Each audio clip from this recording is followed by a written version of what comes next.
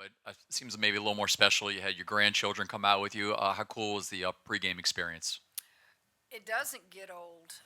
Let me first of all say how impressed I was with Queen's staff and team. I think they sat on the bench and watched that. A lot of coaches and players wouldn't do that. How often does an opponent even get to see something like that? And I made sure I told their coach how impressed I was with the class of that. I thought those in charge at LSU couldn't have made it any better. They gave out the banners. Did y'all get one? I told them not to give the media any. Did any of y'all get any? If you did, I need it. I didn't know they did that until I was signing some of it. Um, the it's only appropriate that it goes up above the student section. This is their school, their team. They've helped us so much. It was done really first class. And you're right, I've seen three more of those. These rings, I'm so glad that I don't design them. I'm so glad I don't wear them. Have y'all seen them? I don't even know who could wear those things. They're so huge.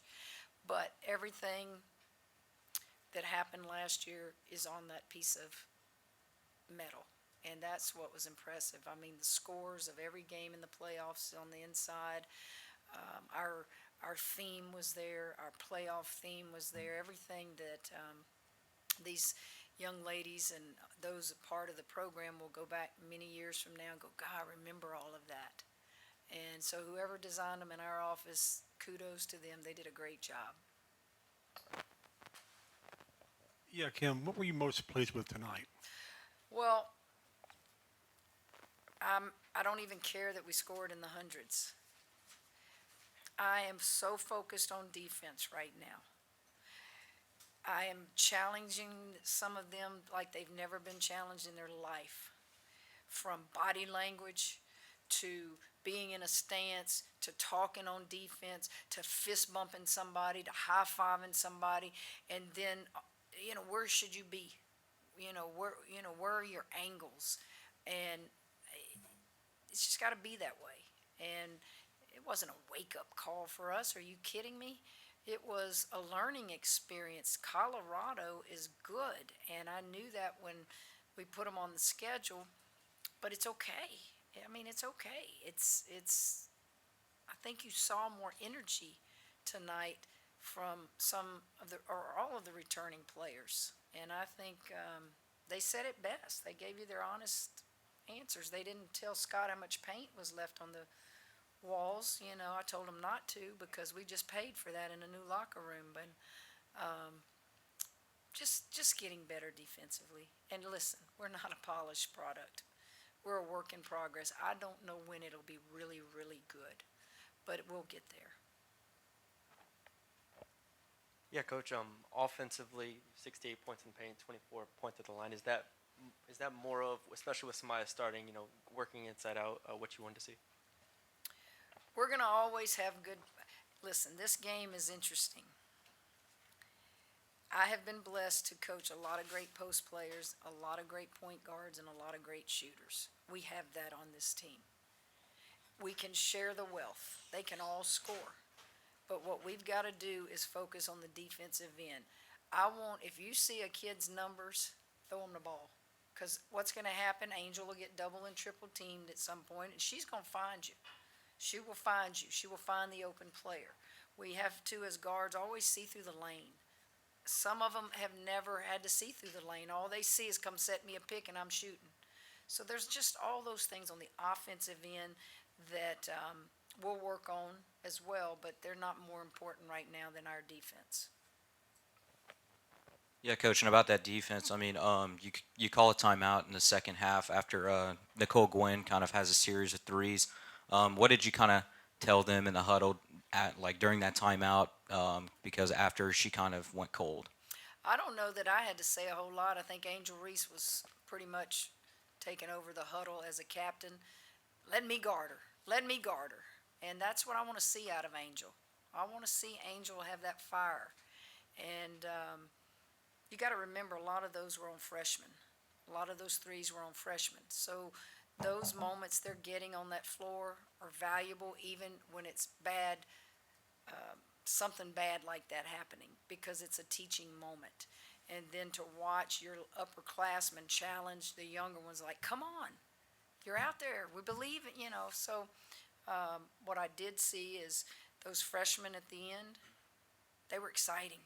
They didn't go in there and think of that as trash minutes. They're going in there trying to say, I need to get this woman's attention. And they played with a spark about them. They played like you hope they will. And you had 4 freshmen and a Monty out there, and I was really, really pleased how they finished the game. Got time for a couple more questions here. Hey, Coach. I wanted to go back a little bit to the banner and the rings. You mentioned yesterday how you were excited to see players and coaches have that experience for the first time in their careers. So I'm wondering if you go back to your first time raising a banner, getting a ring, what were the emotions there at that time, if you can remember? Reed, I can't remember that far back. The older you get, the only thing you remember is what happened a minute ago. Just, I really, for me, the emotion of a ring ceremony is not more than the moment you cut those nets down or the moment that clock ticks to 0. As a coach, I kind of move on after that. I'm thinking about recruiting. I'm thinking about all those things we have to do. This is really the finality of talking about that championship anymore, in my opinion, but it's not an emotion that's bigger than the emotion of that last minute left in a championship game or cutting those nets down. So I was excited. Alexis Morris was here. I'm sorry LaDeja couldn't be here, and Jasmine. And then Emily was here.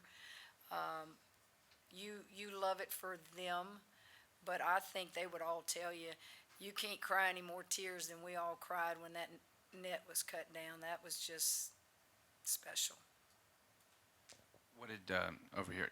What did you think of the short clip of your introductory press conference right before the banner went up? I watched it, and I can't hear down there.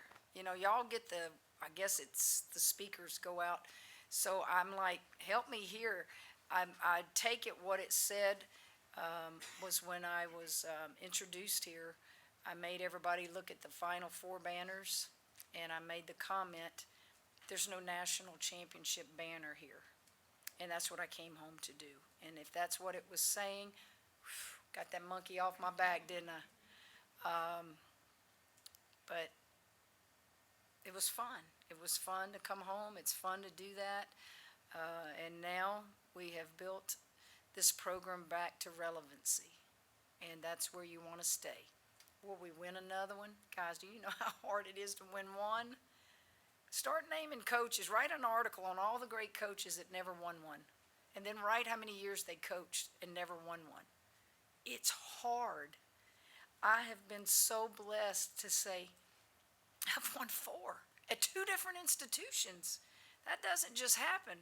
Why does it happen? It's not me. It's the people I surround myself with, the coaches, and get players. And they believe in what we're doing.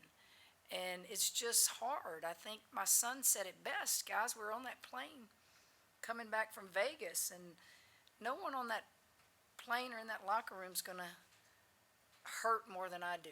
That's just me. That's my personality. I'm going to beat myself up. And he just puts his hand on my back, and he watched his mom all these years, and all he said was, Mom, it never stops for you, does it?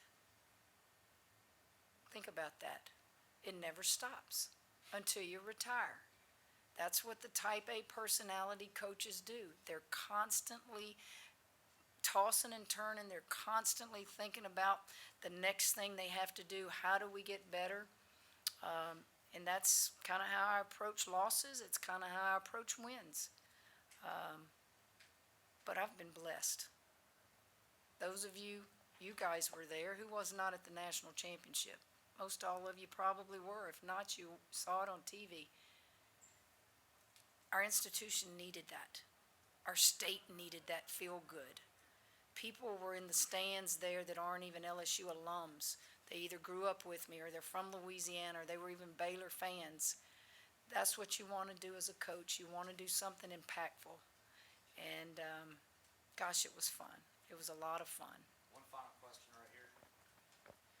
Yeah, Kim, maybe you kind of answered it there, but two-part question. I'm wondering just the sweetness of being able to deliver on kind of on the quote-unquote promise that you made when you were introduced, and then two, I'm just wondering about the team and tonight heading into this game. Did you maybe see a different look in their eye before they took the court tonight?